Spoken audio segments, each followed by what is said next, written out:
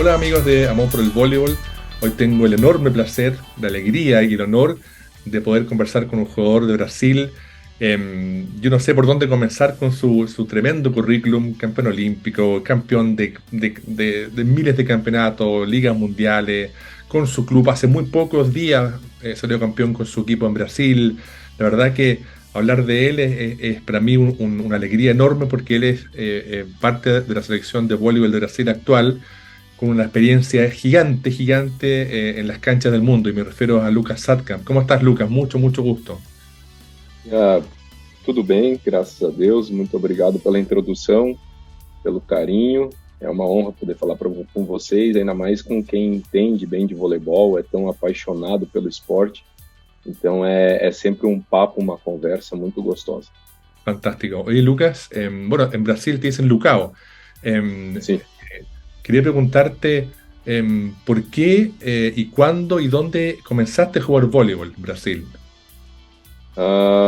Eu comecei no voleibol no colégio, na escola, porque aqui no Brasil algumas escolas elas têm a bolsa de estudos. Ujú. Sí. Então, você acaba fazendo um esporte para poder estudar naquela escola, ter um ensino melhor do que é às vezes oferecido. Ujú. Eu jogava basquete na época, eu ganhei essa bolsa de estudos por causa do basquete, Ujú. mas o time de basquete da escola acabou não indo para frente, não conseguiu patrocinadores para disputar o campeonato. E o voleibol no colégio, ele era mais forte, ele tinha uma estrutura melhor, tanto masculino quanto feminino, e o diretor na época da escola me falou, para continuar com a bolsa, você precisa fazer um outro esporte, senão não tem como eu te dar essa bolsa, manter essa bolsa para você. Ujú. E aí eu acabei optando pelo vôlei, que foi o último esporte que me sobrou. Ou eu fazia vôlei ou ia pro atletismo. No Ujú. atletismo não ia dar muito certo com 2,10. Eu até tentei fazer arremesso de peso uma época, mas eu acabei ficando com o voleibol.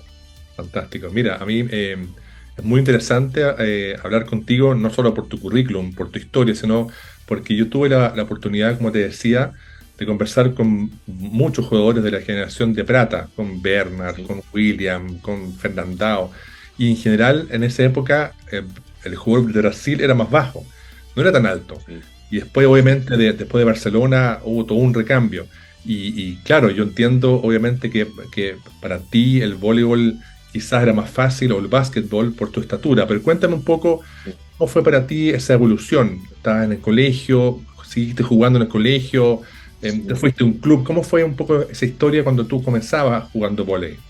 É mais ou menos, eu acho que depois que o Brasil ele começa a ter tantas vitórias no vôlei e o basquete brasileiro não tem mais essa coisa tão grandiosa quanto o voleibol, os atletas de uma estatura maior começaram a migrar do basquete para o voleibol por ver um esporte que estava o tempo inteiro na mídia, é um esporte que é muito vencedor, Sí. então isso acaba atraindo os jovens para praticar mais o voleibol do que o próprio basquete. Se tu pegar a estatura hoje do voleibol brasileiro, ela é uma estatura normal como de todos os europeus praticamente. Exacto, exacto. Então a gente consegue ter ponteiro de 2,10, oposto de 2,13, 2,14. Então isso foi uma mudança muito grande. E a minha adaptação no vôlei, por eu ser alto já com 15, 16 anos, na parte ofensiva, que era principalmente o ataque, foi muito tranquilo. Claro que é toda a parte técnica que vem depois, eu tive que ir aprendendo aos poucos, ¿Mm? por não ter tido uma base. Mas eu com um ano de vôlei, eu já peguei aqui, se fala seleção estadual, que eu representava o Rio Grande do Sul. Ujú. Depois, com 2 anos e meio de vôlei, eu estava na seleção juvenil disputando o Mundial. E praticamente aí com 3 anos e meio de voleibol, eu já estava tendo a minha primeira convocação para a seleção adulta. Ujú. Então as coisas acabaram acontecendo muito rápido na minha vida.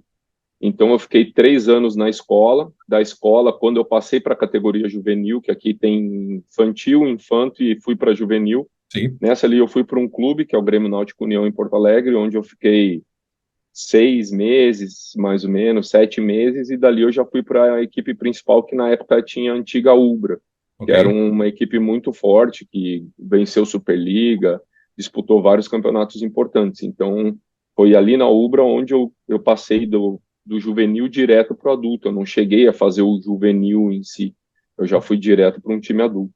Ok. Oye, fue muy rápido, es muy impactante. Y cuando tú comenzaste a jugar, em, eh, ¿tenías a alguien que tú dijeras, mira, me gusta cómo juega él, quiero emularlo? Porque te cuento, en Chile, por ejemplo, en los años 80, nosotros mirábamos más arriba de la cordillera, veíamos a Rahman, veíamos a Kirali, veíamos a otros jugadores y decíamos, queremos Sim. jugar como ellos. Pero tú cuando comenzaste, ¿tenías algún ídolo o eso fue natural y no mirabas Não, a nadie? acabou sendo natural muito porque meus pais não tinham dinheiro, não tinham condições financeiras e o voleibol em si no Brasil praticamente passava só em canal pago, né, em TV fechada, não Perfecto, passava muito em perfecto. TV aberta. Então eu não tinha acesso aos jogadores, não conhecia os jogadores. A partir do momento que eu comecei a entrar um pouco mais no voleibol ali, 2003, 2004, que eu comecei a acompanhar um pouquinho mais e entender, eu comecei a conhecer uma outra coisa, mas eu realmente comecei a me inspirar em jogadores quando eu fui convocado para a seleção Perfecto, juvenil, perfecto. onde eu comecei a conseguir acompanhar os treinos da seleção adulta na época, ver toda aquela geração que ia se tornar a geração mais vitoriosa do esporte que já teve, talvez, provavelmente a seleção mais habilidosa que eu vi jogar, que era impressionante. Então, ali eu tinha todo um projeto como espelho, né? Porque eles tinham uma filosofia de trabalho muito grande, Ujú. onde o treinamento era colocado em primeiro lugar, esse esforço, essa dedicação o tempo inteiro. Então, eu tive a sorte de crescer no voleibol ao mesmo tempo que essa geração ia vencendo títulos, ia ganhando campeonatos, e eu via que mesmo assim eles continuavam treinando às 7 horas da manhã, Sí. 2, 3 horas de treino em cada período, se dedicando ao máximo para continuar vencendo. Então eu consegui ter vários bons exemplos para me tornar um grande jogador. Mira, qué interesante, ¿eh? Para mí es muy impresionante porque claro, ve a tu generación, la anterior también, y, bueno, y muchas generaciones de Brasil que han logrado, como dices tú, una cantidad enorme de medallas, y no solamente porque son buenos jugadores, sino porque es un plan de entrenamiento espectacular, con Sim. muchas horas de entrenamiento, planificación, estrategia, es muy impactante para uno verlo. Bueno, y tú eres parte de esto. Y tú me comentabas recién este tema de la familia. em, ¿Tú te diste cuenta muy temprano y con tus padres que el vóley podría ser tu profesión? ¿O eso fue una forma natural de poder acceder a un sueldo, a una carrera? Não, o meu pai, ele sempre se dedicou ao máximo para conseguir me deixar no esporte, Ujú. e a minha mãe não deixava eu fugir dos estudos. Então eu tinha uma boa mescla em casa, uma boa medida, uma balança muito boa em casa, mas eu sempre usei o voleibol como forma de conseguir ter um estudo de qualidade. Perfecto, Nunca pensei em ser um grande atleta, um grande jogador. Essas coisas foram acontecendo ao natural. Tanto perfecto. que eu tenho esses 3 anos na escola com bolsa de estudos, eu vou para o Grêmio Náutico União com uma bolsa de estudos, que aqui no Brasil se fala que é um curso pré-vestibular antes de entrar na universidade, para Perfecto. conseguir ganhar. E eu vou jogar na Ubra, que era uma universidade. Ujú. Então, nessa universidade, eu lembro que umas 3 semanas antes eu prestei o vestibular para biologia, e no dia que eu iria começar os estudos, a faculdade, eu fui convocado para a seleção adulta. E Ya, ali eu tive que fazer uma opção entre o estudo e o voleibol, porque os dois ao mesmo tempo é muito complicado. Na exacto. época não tinha esse ensino remoto, ensino à distância, que nem tem hoje em dia. Então eu falei, ó, vou dar uma chance para o vôlei e vou ver até onde eu chego. E Ujú. ainda bem que foi uma escolha certa, porque eu ia começar meus estudos naquela semana e eu recebi a convocação que praticamente mudou minha vida. Increíble, fantástico. Oye, Lucas, Lucao, ¿y cómo fue para ti esto de empezar a jugar en la selección adulta, de ir a campeonatos, de participar en Juegos Olímpicos? ¿Cómo fue para ti el ver que tanto tu equipo y tú estabas jugando a altísimo nivel y empezabas a ganar medallas de oro, jugar finales, obviamente jugar con tus compañeros de otro mundo? ¿Cómo fue para ti en sim. lo personal darte cuenta que estabas en esto, que estabas en este circuito y que estabas llegando muy alto y muy rápido? Então, como eu falei, as coisas foram acontecendo ao natural e você vai convivendo nesse meio e às vezes você vai levando alguns sustos. Eu lembro muito bem a primeira vez que eu fui para a seleção adulta, que eu fui chamado logo depois do Campeonato Mundial Juvenil. Eu cheguei no quarto, tinha uma mala com todo o meu uniforme, com tênis, com tudo. Eu falei, nossa, isso aqui é mais roupa do que eu tenho na minha vida inteira como atleta, como tinha uma organização, Claro. chegar lá, sentar na mesa com os adultos, poder, às vezes, até conversar, que eu não conversava muito, que a gente tem um pouco de receio, aquele respeito, né? Sí, Poder participar de um nível de treinamento extremamente alto. E essas coisas era uma coisa que o Brasil tinha, que fez de forma muito inteligente aqui, que a gente tinha uma coisa que era chamada seleção de novos. ok. Então, os novos talentos, Ujú. foi montada uma seleção com esses novos talentos que poderiam vir a substituir a essa geração tão brilhante a partir de 2009, que era, Perfecto. no meu caso, eu, Bruno, alguns outros jogadores que vieram com o tempo e foram se encaixando. E isso eu julguei uma forma muito inteligente da comissão técnica trabalhar, porque ao mesmo tempo que a seleção adulta ficava treinando, o início de Liga Mundial, alguns amistosos onde o time principal, principalmente os titulares, não iam, e o time reserva junto com esses novatos. Então a gente teve um encaixe bem gradual com o tempo para conseguir entender a responsabilidade e para conseguir chegar num nível onde a gente poderia substituí-los. Então, isso me ajudou bastante. Hoje em dia a gente não consegue ter isso porque se tornou algo extremamente caro, mas eu acho que faz uma grande diferença, porque hoje o atleta, às vezes, ele sai do juvenil, da última categoria, joga um ano de adulto e, às vezes, já tem que chegar no confronto da seleção brasileira principal. E essa discrepância que a gente tem do campeonato nacional aqui no Brasil para jogar, às vezes, agora uma VNL ou disputar um outro campeonato lá fora, a diferença é muito grande. Então, essa parte intermediária não existir mais, eu acho que faz bastante diferença, às vezes até para o lado negativo. Mira, qué interesante. Oye, ¿y cómo fue para ti empezar a jugar estos campeonatos? Y a mí siempre me ha llamado mucho la atención, em, voy a ir un poco desordenado, pero la forma de jugar Sim, sim, tuya en este equipo, porque Brasil, y con Bernardinho como entrenador principal, sim, con una fuerza y con una pasión por jugar, y verte a ti jugar, tú comparado con otros más calmado, eres más sim, tranquilo, no gritas tanto, sim, sim, sim, pero muy concentrado, con una técnica impresionante, pero también que me fascina tu comunicación con los armadores, no solamente con Bruniño, sino también sim, con William, y esa capacidad de jugar y de saltar, por ejemplo, y el armador está de espalda en el suelo y te levanta una pelota rápida. Eso es, yo sé que es entrenamiento, pero hay algo más, sim.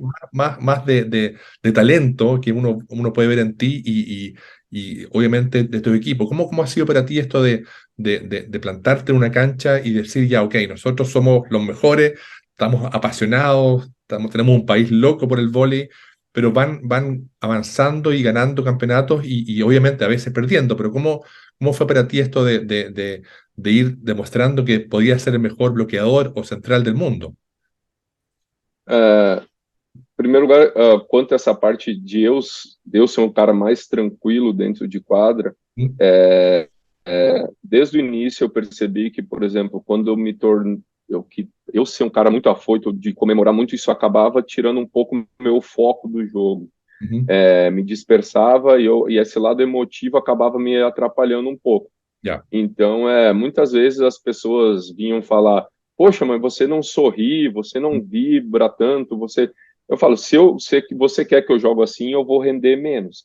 É meu jeito de poder render e jogar no meu alto nível 100%, conseguindo prestar atenção 100% no jogo, na organização da parte defensiva, principalmente no bloqueio, que não é uma coisa fácil, do claro, entendimento que está acontecendo com a equipe adversária, o que o levantador está fazendo, a parte de estudo que eu estudei lá atrás, se o levantador está mudando ou não, tudo isso eu preciso estar pensando o tempo inteiro no jogo, não é simplesmente uma coisa que vem do banco de reservas. Claro, Muita coisa é passada para a gente, mas muita coisa vem do feeling do jogador.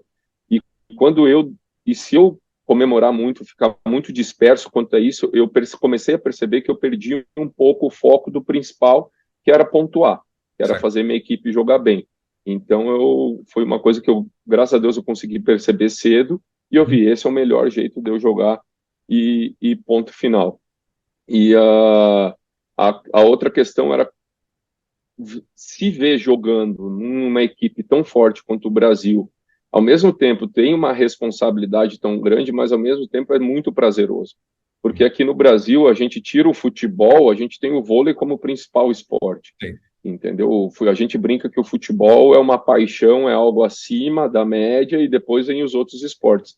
Então, todo ginásio que a gente vai, todo estado que a gente vai, toda cidade que a gente vai, está sempre cheio, a gente sempre recebe um carinho muito grande da torcida. sí, Mesmo às vezes perdendo alguns jogos que não deveria perder, mesmo às vezes com algumas derrotas que ficam marcadas, a torcida ela sabe como funciona o trabalho do voleibol, ela sabe que a gente se dedica ao máximo àquele empenho, que a gente fica às vezes 1, 2, 3 meses longe da família para poder entregar o máximo dentro de quadra. Então, posso te garantir que se for pegar aí 80, 90% da torcida está sempre apoiando a gente, e isso é muito legal. Isso sí. não é uma coisa fácil de construir, porque a gente tem que construir não só mostrando que a gente sabe ter títulos, mas que a gente trabalha muito, a gente se dedica muito e a gente tem uma filosofia de trabalho que agrada o torcedor. Então, tudo isso faz o voleibol, principalmente aqui no Brasil, se tornar muito prazeroso e muito gostoso de estar dentro de quadro, entendeu? E aí os títulos são consequências. O Bernardo sempre falou muito isso. A gente tem que sair dentro de quadra sem aquele pensamento, se eu tivesse feito algo a mais, o que teria acontecido? Porque se vier o se, é porque você não colocou tudo que poderia dentro de quadra. Se você sair dentro de quadra com a cabeça tranquila, que você entregou tudo, 100%, e ainda vier o título, perfeito. Mas se não vier o título, a gente tem que entender que tem uma outra equipe extremamente qualificada, às vezes do outro lado, que vai ganhar também. A gente não pode ganhar 100%, entendeu? Então eu penso muito assim, me dedicar 100% o tempo inteiro, tanto que eu fiz 37 anos 2 dias atrás, ainda estou conseguindo jogar em alto rendimento, porque eu consegui entender que a dedicação e o empenho fazem você ter uma longevidade maior dentro do esporte, e isso faz com que eu consiga ainda tá rendendo aí em alto nível. Es verdad, es verdad. Bueno, hoy día, gracias a la tecnología, medicina y muchas cosas, Sim, claro. los jugadores pueden jugar mucho más tiempo. Las zapatillas son mejores, los gimnasios, hay muchas cosas que ayudan a que la gente como tú pueda jugar mucho más años que antes.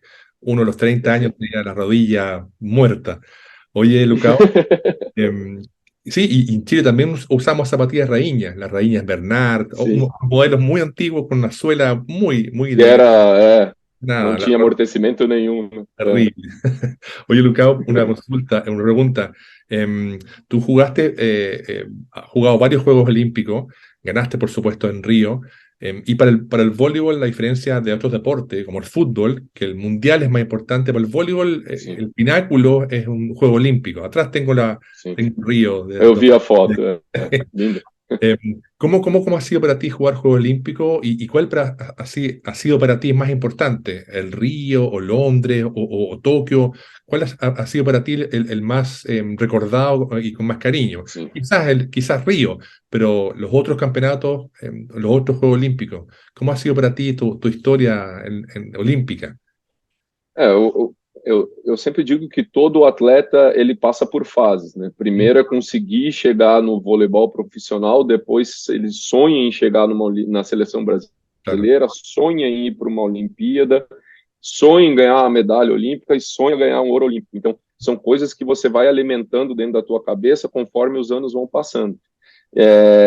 E quando a gente chegou em Londres em 2012, que foi a minha primeira Olimpíada, só de estar lá já estava extremamente satisfeito, mas claro que a gente está representando o Brasil e a gente tem uma carga para ganhar uma medalha olímpica e geralmente o ouro. E lá, infelizmente, a gente teve aquele jogo fatídico contra a Rússia, que o jogo estava praticamente na nossa mão, que a gente sí, acabou perdendo. Mas assim que acabou o campeonato, eu falei para mim, poxa, eu vou reclamar que eu ganhei uma medalha de prata nos Jogos Olímpicos. Claro que a gente fica triste de perder, a gente se decepciona por alguma coisa que aconteceu, mas é uma medalha de prata numa Exacto, Olimpíada. exacto. Qual atleta? Eu não digo, tá, tem vários, a gente vê tanta gente ganhando medalha, mas qual atleta num país igual o Brasil, que tem um investimento tão baixo em esporte, consegue ganhar uma medalha olímpica? Então, eu acho que. E aí eu comecei a dar mais valor para o que tinha acontecido e entender que o processo nem sempre ele vai ser a medalha de ouro, mas sim o processo ele tem que ser prazeroso. A gente tem que gostar de estar ali fazendo, a gente tem que gostar de estar disputando. Rio 2016, eu acho que foi um sonho, é o sonho de qualquer atleta, Mm, porque casou tudo, né? A gente jogou em casa, sí, foi o último torneio por equipes disputado. O futebol já tinha ganhado ouro, sí, então o nosso era. Os ingressos para o vôlei foram os primeiros a serem esgotados, então estava todo mundo assistindo aquilo lá e a gente ainda conseguiu ganhar o ouro olímpico dentro de casa. Aquilo ali foi um sonho, foi uma coisa fora do comum que eu lembro quando acabou a gente não conseguia sair e ir para o aeroporto porque eram 200, 300 pessoas atrás da gente. increíble. Foi uma loucura, assim, não, foi realmente incrível. Tanto que quando acabou, eu fui para minha casa, meu filho tinha acabado de nascer, tinha 2 meses só. Eu cheguei em casa, desliguei meu telefone e falei, eu não vou atender ninguém, eu vou ficar com meu filho agora o objetivo já foi alcançado. Se alguém quiser dar entrevista, sair, aparecer, vai, porque eu não vou. E 2021, agora em Tóquio, foi algo diferente, porque a gente saiu sem medalha, ficou em quarto lugar, teve uma chance muito grande de passar para a final contra a Rússia de novo, ganhando um set praticamente na mão, a gente perdeu. E a gente não soube ter a cabeça para esfriar a cabeça e jogar um terceiro e quarto de alto nível no outro dia. Claro que a gente pegou uma equipe muito competitiva, que é a equipe da Argentina, se transformou nesses últimos tempos. Ujú. Foi um jogo muito jogado, foi um 3-2, se não me engano, 15-13 tie Muy break. difícil, sí. Mas a gente vinha jogando muito bem aquela Olimpíada, tá? A gente estava jogando muito tranquilo, a gente estava conseguindo vencer com tranquilidade os adversários até o jogo da Rússia. E ali foi talvez a Olimpíada que eu mais aprendi, que eu percebi assim que a gente tem que dar valor, porque quando a gente não venceu aquela medalha de bronze, foi a única vez que eu chorei depois de um campeonato acabar. A Mira, única vez que realmente eu fiquei triste. Eu falei assim, como é que pode a gente não ter dado valor para esse momento de subir a um pódio? mm, Entendeu? A gente poderia ter feito mais, que é aquele pensamento que eu te disse lá. Saí dentro de quadra, joguei tudo, sim, eu joguei tudo que eu tinha, eu coloquei tudo, mas talvez a cabeça não estava 100% para vencer aquela medalha, e por isso que a Argentina também ganhou. Claro, tendo jogadores de qualidade, jogando muito bem. sí, sí. Se a gente não pode botar o time da Argentina para baixo, nunca. A gente sempre fez jogos muito duros, até no Rio 2016 a gente teve um jogo duríssimo contra eles para conseguir passar de fase. Durísimo, muy Mas, duro. mas eu acho que esse sentimento, tanto que depois no Mundial agora a gente conseguiu conquistar o terceiro lugar, e uma das coisas que eu falei para aquele grupo foi assim, ó, a grande maioria de vocês estavam lá em Tóquio, sabe como foi amargo não ganhar a medalha, então a gente tem que virar a chave e amanhã é a nossa grande final, é como se a gente fosse para ganhar a medalha de ouro. E a gente teve uma postura completamente diferente. Então, eu acho que cada Olimpíada que eu disputei me trouxe um aprendizado diferente e consegui me tornar mais maduro para continuar no esporte. Espectacular, espectacular. Y bueno, hoy día uno tiene la suerte de ver el vóley en directo, por internet, en televisión. Antiguamente no existía nada, salvo Nada, né? un VHS que alguien traía, una cinta de video. Y hoy día uno puede ver mucho vóley y cuando ustedes juegan en Brasil, mi papá me llama, estoy viendo un partido en vivo de Brasil, ya, cuéntame, hoy día es maravilloso poder ver tanto voleibol. Y una cosa que me llamó mucho la atención en Tokio, y esto hace referencia que antiguamente el bloqueador central como tú también sacaba y defendía y muchas veces atacaba de 3 metros. Bas van der Goor de Sim, Holanda, Igor Runov, Steve Timmons, los grandes antiguos primeros también atacaban de atrás. Y tú en Tokio también atacaste de atrás, de la Paipi. sim, Eh, sim. ¿Eso por qué fue? Porque hoy no es común. Hoy día uno no ve Não, não. a un primero ruso o norteamericano pegar de 3 metros. ¿Por qué fue eso? ¿Fue improvisado o fue parte del sistema de juego que yo lo encuentro maravilloso? Además, tú atacas muy bien de 3 metros. ¿Cómo fue Sim. eso? Em primeiro lugar, é a bola que eu mais gosto de atacar. Eu acho Ah, que mira. talvez a minha bola dos 3 metros ela seja mais rápida do que a bola que eu Sí, ataco muy do rápido. primeiro tempo. É. E começou numa brincadeira há anos atrás, como forma de aquecimento, eu gostava de atacar essa bola, e eu fui acelerando, e aí que vem o espelho, eu vi o Dante bater, a bola do Dante era extremamente rápida da Muy linha dos rápido, sí, três. muy, muy. O Brasil, eu acho, revolucionou um pouco do voleibol com o Ricardinho fazendo essa bola da pipe, né? Com o Sí. Giba, com o Dante, era praticamente imarcável essa bola, rodava 80, 90% das vezes. E vendo eles treinar e fazendo aquilo ali com uma velocidade extremamente rápida, eu comecei a brincar também. E eu nunca fui um central que gostei de defender na posição 5, Ah, porque o corredor fica aberto ali dá um medo, porque você pega o oposto, que geralmente é o cara que ataca mais rápido. Então, sí. eu gosto de ficar na 6 porque o bloqueio me protege um pouco mais. E acabou casando que eu estando na 6 fica mais fácil para eu puxar um contra-ataque. E aí eu comecei a fazer nos treinos, começou a soltar no treino, começou a ser uma bola efetiva no treinamento e começou quando tem a oportunidade de colocar no jogo. Então foi uma coisa que aconteceu de uma brincadeira, de um aquecimento para uma necessidade, para algo que se tornou corriqueiro. E isso também aconteceu com a China, que é a bola mais que se faz no feminino, que é uma bola que eu ataco Sí. também, que eu comecei a fazer de brincadeira e a gente acabou perdendo o oposto na época do Florianópolis, que eu jogava com o Bruno lá, e o nosso outro central não sabia atacar muito bem do fundo. Então eu fazia essa bola com o pé só para trás para conseguir facilitar um pouco da pipe e o jogo não ficar tão marcado. Então as coisas vão acontecendo conforme a necessidade e a gente vai se adaptando. Eso yo lo encuentro espectacular. Y también recuerdo cuando hablaba, por ejemplo, con William o con jugadores de la generación de plata, que ellos me decían que en esa época ellos tenían que ser muy creativos porque jugaban Sim. contra los rusos, que eran enormes, jugaban contra los búlgaros, todo mucho más. Entonces, ellos tenían que ser muy creativos para jugar más rápido, para jugar desplazados. Renan, por ejemplo, pegaba rápida, pegaba en 4, en 2. Era otro vóley muy, de mucha búsqueda creativa. Como os asiáticos, né? Os asiáticos, se for pegar a Claro, Coreia do Sul, o exacto, Japão, exacto, eles mexiam muito antigamente. Hoje em dia exactamente, não precisa mais, mas antigamente eu peguei um pouco dessa época ainda, que principalmente a Coreia do Sul, você não conseguia entender o que ia acontecer. exacto. Era um jogador correndo para um lado, outro para o outro, então era muito do que eles faziam antigamente para conseguir passar dos bloqueios mais altos. Exactamente, y es muy lindo. Y me imagino que a lo mejor un Né? rival tuyo está bloqueando y ve que Lucao va a pegar una pipe, pero ¿por qué? No es normal. Y Sim, eso sim. es muy lindo porque te permite ser creativo, te permite ir rompiendo ciertos esquemas, que lo encuentro maravilloso.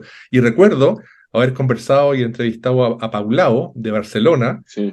y él me contaba que él también quería pegar de 3 metros, porque ahí todos pegaban de todos lados, Giovanni, Tande, Carlao, y él quería, y C. Roberto le dijo, no, tú defiendes, tú no puedes pegar atrás. Estaba como, bueno, quiero atacar, pero también es parte como de esta creatividad de Brasil y que Sim. va inventando cosas, creando cosas para obviamente ser mejor.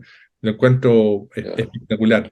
Oye, Lucao, y cuéntame, em, ¿cómo ha sido también para ti esto de jugar en la Liga de Brasil? Ahora hace un par de días salieron campeones con Sada Cruzeiro, en una liga impresionante.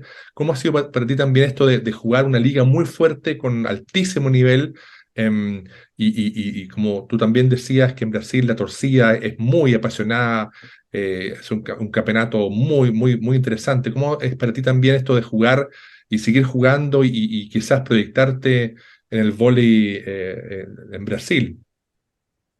Eu, desde que eu entrei na Superliga, que é o nosso campeonato brasileiro aqui, eu acho que a gente já passou por várias fases. Uma fase que estava no meu início, estava muito parecido com agora, que a gente sofre um pouco com essa parte do câmbio do Ujú. financeiro, então os atletas principais, atletas do Brasil, vão para fora, vão buscar Sí. uma parte financeira melhor. Isso fez com que, infelizmente, acredito que o nível da nossa Superliga teve uma queda. A gente não tem mais como tinha, se for pegar ali em 2009, 10, até 15, 14, a gente tinha 4, 5, 6 equipes de altíssimo nível que brigavam o tempo inteiro igual. de igual para igual. Então era mais equilibrado, eu via a Uhum. Superliga. Hoje a gente não tem tanto esse equilíbrio, mas continua sendo uma Superliga extremamente interessante, campeonatos completamente interessantes. Dei uma sorte que eu vim agora, estou no Sada Cruzeiro, né? Que é há anos aí a principal equipe do Brasil, Uhum. conquistou tudo já o que tem para conquistar, tem uma estrutura fantástica, é um time extremamente bem estruturado e organizado, e a gente tem um excelente time. Então, isso ajuda bastante também para que a gente possa continuar conquistando títulos e buscando títulos. E eu sempre gostei de jogar na minha casa, porque estou perto da minha família, estou perto dos meus filhos. Sí, Eu tive só um ano fora que eu joguei a Liga Italiana, que foi do Italia, 15 sí. para 16, Ujú. porque eu realmente quis ir jogar contra os melhores jogadores do mundo para conseguir disputar bem a Olimpíada de 2016. Eu falei, até comentei na época com o meu empresário, eu falei, ó, um ano antes da Olimpíada eu quero ir para fora para elevar meu nível, para jogar desde o início do ano já num nível mais alto para chegar bem na Olimpíada. Ujú. Perfecto. Uh, e daí, então foi o único ano que eu tive fora. Fora isso, eu sempre joguei aqui porque eu gosto de estar em casa, gosto de estar no meu país. Eu sempre, graças a Deus, fui um jogador extremamente bem valorizado aqui dentro. Ujú. O central aqui no Brasil, às vezes, ele tem uma diferença um pouco maior do que os centrais, se for pegar às vezes até no italiano, mudou bastante nos últimos anos, mas o central no Brasil ele tem um poder ofensivo maior, a gente recebe mais bola, a gente ataca lá fora. Se for pegar o campeonato italiano, muitos anos o central, o principal papel dele era bloquear. Ele tinha que ter um bom bloqueio, às vezes sacava muito bem, às vezes atacava muito bem. Mas se tu for pegar no Brasil já não. Muitos dos principais times, muitas das vezes o principal atacante é um central. E essa eu acho que é uma diferença que tem que me ajudou a estar muito tempo aqui no Brasil, de eu ser o meu principal arma, ser o ataque, sempre foi o ataque um Sí. diferencial na minha carreira. Ujú. Isso fez com que eu sempre pude ficar bem aqui no Brasil. Sí, verdad. Bueno, yo te iba a preguntar por tu pasada por Italia, pero ya lo estamos conversando. Claro, y quería saber por qué jugaste tan poco en Brasil, pero en Italia, pero ahora entiendo los motivos. Claro, y en Italia, hoy día, junto con la liga, bueno, de Polonia, de Rusia, son muy, muy fuertes y están los mejores del mundo.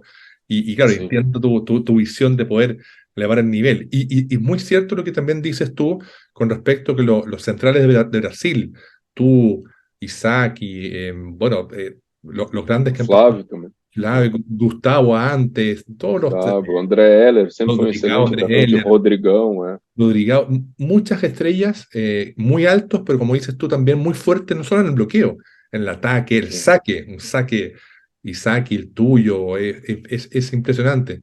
Entonces, uno entiende, viendo y obviamente hablando contigo, por qué el motivo de esto de jugar afuera y el estilo de Brasil de juego. Oye, Lucao, y también quería un poco ahora preguntarte. em, ¿qué viene ahora? ¿Cuáles son tus planes? ¿Tú has pensado para adelante, voy a trabajar, voy a estudiar, me gustaría dedicarme a ser entrenador, dirigente? ¿Has pensado eso o todavía tu mente está en la cancha, BNL, París? ¿O en qué está tu cabeza vivida con el vóley? Vai chegando uma certa idade que a gente começa a pensar no que pode fazer, no que gostaria de fazer após. Eu, em primeiro lugar, eu só penso em estar inteiro para o próximo treino hoje em dia, né? Eu penso em estar 100% próximo Ahí. treino. Eu tenho alguns objetivos, claro, que é conseguir chegar em Paris, que é conseguir chegar bem em Paris. Mm. Como eu sempre falei, não adianta eu chegar lá só porque eu tenho um nome, que eu não vou achar justo. Eu tenho que chegar lá estando bem, estando 100% Mm. para poder ajudar. Se eu ver que eu não conseguir ajudar, eu mesmo não vou querer estar lá, porque eu já disputei 3 Olimpíadas, eu sei Ahí. como é que é, eu sei que é um torneio extremamente duro, pesado, com pouca folga, muitos jogos. Então, hoje eu digo que eu estou bem fisicamente, que eu tenho a cabeça ainda para aguentar, mas na nossa idade a gente sabe que vai passando um ano parece que passa uns 5 depois de uma certa idade. Sí. Então, tem que analisar muito bem como é que a gente vai estar ano que vem, tudo dando certo, a gente estando classificado.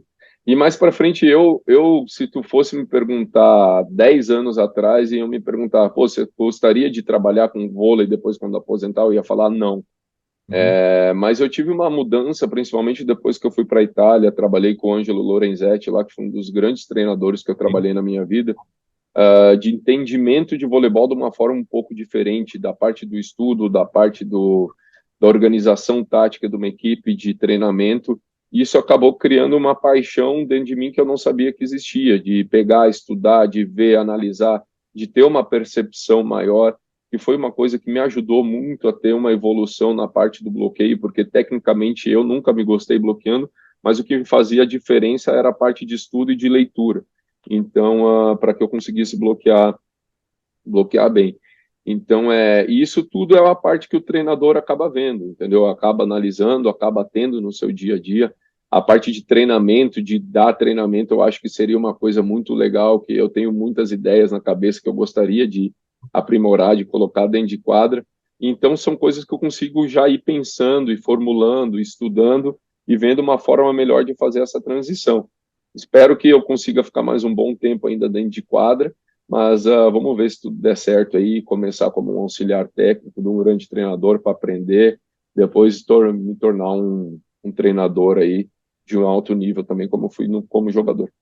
Fantástico. Bueno, en Brasil en general los grandes entrenadores han sido grandes jugadores, desde Renance, Roberto, bueno, también los jugadores Giovanni, Negrao, han estado muy ligados, o también ligados a televisión a dirigencia deportiva. Bueno, es que el voleibol en Sim, Brasil, pese a lo que tú comentas, que tal vez haya menos recursos hoy día, comparado, por ejemplo, con Chile, es otro mundo. O sea, la inversión sim, que sim, sim, sim. y la visión del deporte como forma de vida es, bueno, y también ustedes tienen una cantidad enorme de gente, de jugadores, desde colegio, clubes, selecciones, la misma playa. Oye, ¿y el beach volley nunca te interesó o Não, jugar? No, no pasa não, nada. eu nem de brincadeira eu consigo jogar direito. Eu falo que o beach vôlei é um esporte completamente diferente do Otra voleibol cosa, de sí. quadra. É outro mundo. A parte técnica eu vejo, por exemplo, assim, os jogadores de quadra que saíram e conseguiram ir para o beach vôlei depois, que foi Giovanni, Tandy, o Nauber também, Sí. eles eram grandes jogadores, principalmente técnicos, eles eram muito técnicos, eles tinham a parte técnica muito apurada. E eu vejo o beach vôlei, o voleibol de praia, como um esporte que tecnicamente é muito forte. Você tem que ter a parte de fundamento muito bem feita, muito bem estudada para conseguir chegar num grande nível. E eu, tecnicamente, nessa parte de recepção, defesa, eu nunca fui. Lucao, cuéntame, estamos conversando de tu carrera, de tu larga historia en el voleibol brasilero, mundial, olímpico, VNL. Uno a veces, te quería preguntar, uno a veces tiene un campeonato que lo siente como muy cómodo, como muy rico, y que jugaste muy bien, pero tal vez no ganaste. ¿Tú tienes algún campeonato que tú recuerdes con más cariño, con que tú digas, puede ser Juego Olímpico o un campeonato nacional, que tú digas, me sentí bien, me sentí cómodo, jugué como quería jugar, aunque no gané, o tal vez sí? ¿Tienes algún campeonato que recuerdes así? Eu acho que a Olimpíada em 2012 talvez tenha sido a mais marcante assim para mim. Teve uma Liga Mundial também, se eu não me engano, 2011, Ujú, que a gente tinha ganhado 2009, tinha ganhado 2010, e a gente acabou perdendo depois para a Rússia, se eu não me engano, ujú. que a gente estava jogando muito bem, eu estava me sentindo muito bem dentro de quadra, eu estava jogando muito bem, e foi uma que marcou também, que a gente acabou ficando com o vice-campeonato. Então acho que foram os dois principais campeonatos assim que eu consigo me lembrar. Claro Ujú. que a gente, na nossa carreira, a gente tem várias derrotas, a gente fala, poxa, mas a gente estava jogando tão bem, mas essas duas foram as mais marcantes, assim, dentro de quadro. Perfecto. Oye, y quería preguntarte también si tienes algún equipo rival de selecciones que tú, por ejemplo, digas, me gusta jugar contra Rusia, me gusta jugar contra Estados Unidos, o no me gusta jugar contra Cuba, no sé, porque antiguamente el vóley era muy marcado, estaba la escuela japonesa, la escuela Sim. coreana, la escuela rusa, la escuela brasilera. Hoy día es más o menos similar en general, salvo algunas cosas pequeñas. Pero ¿tú tienes Uhum. algún equipo que te haya gustado jugar antes o que tú querías jugar contra ellos o son todos más o menos parecidos? Eu acho que hoje em dia, eu acho que como tu falou, o voleibol está muito igual, porque todo mundo tem o mesmo acesso ao mesmo tipo de treinamento, parte física, estudo de jogo, então está tudo muito interligado. Mas eu acho que desde que eu entrei na seleção, um time que sempre foi complicado de jogar, mas as partidas eram muito boas de jogar, principalmente mentalmente, era a equipe dos Estados Unidos, que era uma equipe que sabia jogar muito bem contra a gente, era uma equipe extremamente difícil de vencer, onde os jogos eram prazerosos, assim, eram jogos onde o estudo mudava durante o jogo, onde a gente conseguia ter outra percepção de partida, onde ele sempre tinha uma leitura muito boa da nossa equipe, então a gente tinha que fazer algumas coisas diferentes para tentar vencê-los. Então sempre foi uma equipe muito difícil de enfrentar, mas ao mesmo tempo sempre muito prazerosa de jogar contra, porque é uma equipe extremamente estudiosa, que joga muito bem taticamente, onde é uma coisa que eu aprecio muito no voleibol, é aquela equipe que é muito bem estruturada taticamente para conseguir te enfrentar. Então sempre foi uma equipe muito difícil, mas muito prazerosa. Es verdad, es verdad. Oye, Lucao, yo, bueno, ahora mientras se cortó la señal, tuvimos un pequeño interfaz. Sim, Yo estaba buscando que hoy día, gracias a la tecnología, bueno, estamos conversando, aunque a veces se corte, y es muy, muy bonito poder acceder a poder conversar con los mejores jugadores del mundo. Y yo estaba buscando fotos, estaba viendo fotos tuyas en internet, que hay muchas fotos muy, muy bonitas, y lo que siempre también me llamaba mucho la atención es, además del bloqueo tuyo, que era muy bueno, lo que estábamos conversando, el ataque, que tenía un ataque muy rápido, sim, un ataque muy alto, y muchas veces la gente dice, pero es un ataque lento, y no un ataque lento, es muy rápido, lo que pasa es que como tú estás muy arriba, el armador te levanta muy, muy por sim. sobre la malla, entonces uno suele pensar, pero es muy interesante ver la cantidad de fotos que hay, la cantidad de material. Entonces, un poco quería consultarte, bueno, tú me dijiste al principio que antes no veías mucho vóley cuando eras muy pequeño, pero ¿tú tienes alguna como sensación del voleibol actual, con el reglamento que existe hoy día, el rally point, el libro, el entrenador parado al lado de la cancha, que es muy distinto cuando yo jugaba cuando joven? ¿Tienes alguna reflexión al respecto del vóley? ¿Te gustaría hacer algún cambio o estás contento como es el vóley hoy día? Eu acho que o voleibol ele alcançou um nível máximo. A Federação Internacional até tenta fazer algumas mudanças para ¿Mm? tornar o voleibol mais rápido para televisão, para tornar mais atrativo, mas eu duvido que vão existir agora ainda grandes mudanças, grandes transformações. Eu vejo o voleibol cada vez mais igual, cada Ujú. vez mais difícil de se enfrentar as equipes Sí, em termos internacionais. Então, quando se trata de seleção, nem se fala. Claro que se for pegar hoje, você pega uma liga italiana, a gente tem uma discrepância muito grande dos times que estão jogando lá, que os principais jogadores do mundo hoje se encontram lá, ainda mais depois dessa guerra que aconteceu entre a Rússia e a Ucrânia, sí, onde muitos jogadores optaram a sair da Rússia, que era uma outra liga extremamente forte. sí, A Liga Polonesa eu vi que se estruturou muito nesses últimos anos, teve um crescimento. Se for pegar 6, 7 anos atrás, eram praticamente só jogadores poloneses lá. Era muito difícil de ter essa entrada de jogadores internacionais exacto. e isso está acontecendo. Então, essa mudança a gente tem que tentar, eu vejo para o voleibol brasileiro, da gente conseguir fazer com que alguns estrangeiros venham, que a gente consiga trazer de novo esses jogadores de seleção brasileira para cá, para que a gente possa elevar o nosso nível da nossa Superliga para a seleção brasileira continuar num alto nível. Então, eu acho que essas coisas precisam ser um pouquinho pensadas, principalmente aqui dentro do voleibol nacional. Mas se tornando em voleibol em si, eu duvido que vão existir grandes mudanças, porque tudo que já poderia ser feito, poderia ser inventado, poderia ser estruturado, eu acho que já aconteceu. Sí. El tema del trabajo mental es muy importante. Sim, Em, lo que estamos conversando, que hoy día uno ve muchos equipos muy fuertes, los de Eslovenia, los polacos, Estados Unidos, bueno, los rusos antes, Argentina, y uno dice, pero ¿quién gana? Bueno, y muchas veces gana el mentalmente más fuerte, porque por ejemplo, sim, he entrevistado muchos jugadores búlgaros, más antiguos, y los búlgaros también en su época eran muy altos, sim, pero sim. no conseguían el oro porque ellos me decían que les faltaba fuerza mental. Y en cambio uno ve, por ejemplo, Brasil, en tus selecciones, distintas selecciones, em, y, y- y es muy, muy impresionante que ustedes están jugando muy bien, pero tu entrenador, Bernardinho, estaba enojado y gritaba, y uno no entendía por qué está gritando si están ganando. Claro, y ahí uno entiende que la fuerza mental de ustedes es superior, y por eso han logrado medallas olímpicas, mundiales, porque la fuerza mental y el trabajo mental es muy importante, especialmente hoy día, que los equipos son muy parejos físicamente, la forma de juego, un saque impresionante, entonces llama mucho la atención y uno entiende esto. Quizás estoy hablando más yo y tú deberías hablar más, porque a mí esto me Não, apasiona mucho. não, mas é perfeito.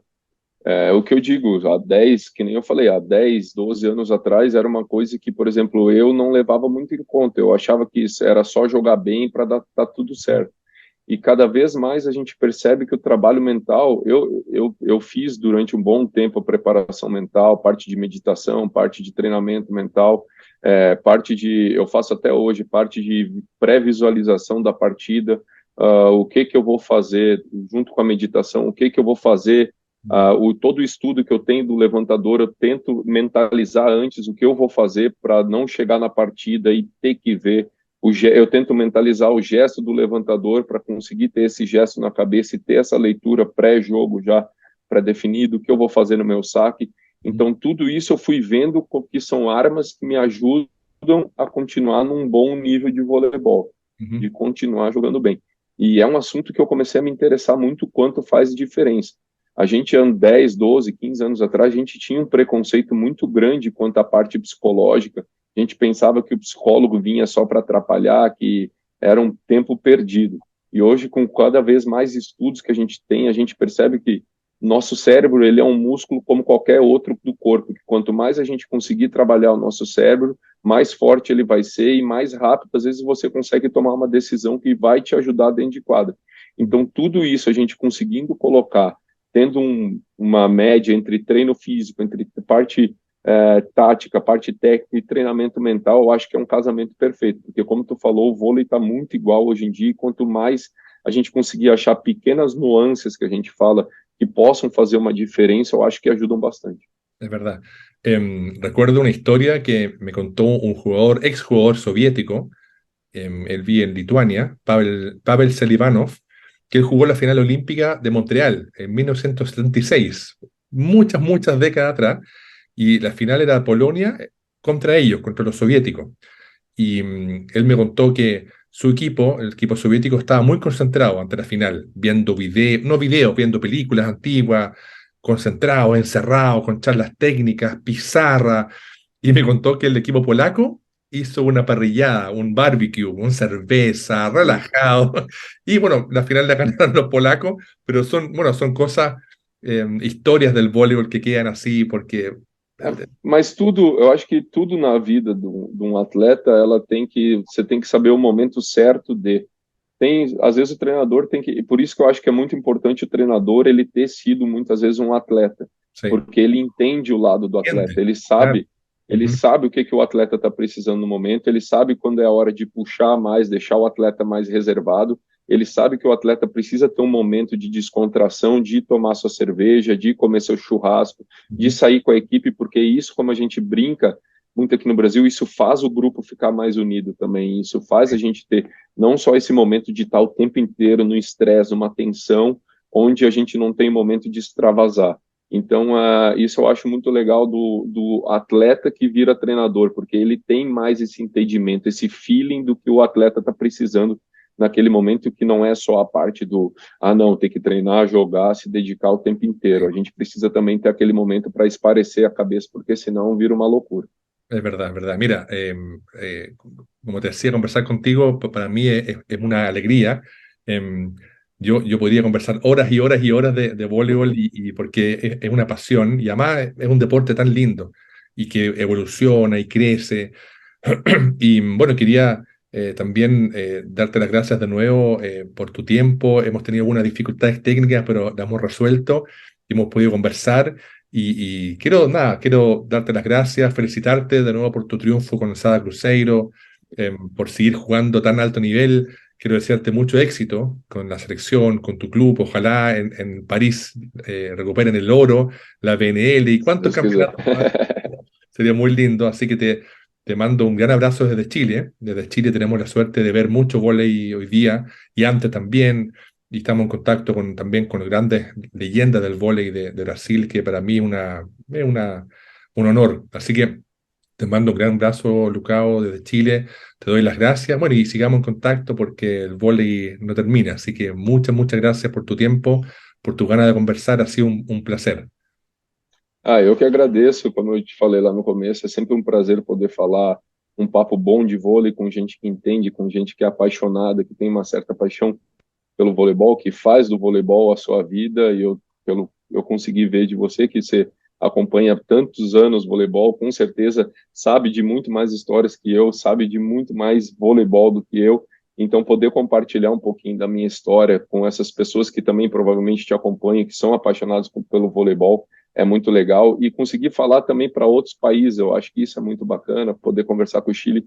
A gente sabe que o Chile teve um crescimento nesses últimos anos no voleibol sul-americano, a gente conseguiu ver a evolução da seleção chilena, que eu peguei há 15 anos atrás, eu vi que elas estão jogando hoje, tem uma evolução, e a gente espera que o país consiga investir mais em voleibol, consiga fazer com que o voleibol cresça para cada vez mais se tornar uma potência no cenário mundial de vôlei. Sí, ese es el sueño de los chilenos y también mi objetivo muy humilde de poder compartir mi trabajo con el amor por el voleibol, porque, claro, yo he entrevistado a mucha gente que jugó hace muchos años, en los años 50, 60 incluso, para mostrar a la gente hoy día, para los jóvenes, que el voleibol tiene mucha historia. Pero también me interesa mucho, y por eso estoy tan contento de conversar contigo, que estás jugando hoy día al primerísimo nivel. Así que, y para que la gente vea y ayudemos al voleibol especialmente en Chile o otros países, hacerlo más conocido y más masivo. Así que te doy las gracias, Lucao, te mando un gran abrazo a ti y tu familia. Bueno, y estamos en contacto y hablando. Muito obrigado. Sim, precisando, só convidar de novo que a gente conversa, pode deixar. Um grande abraço e obrigado pela oportunidade.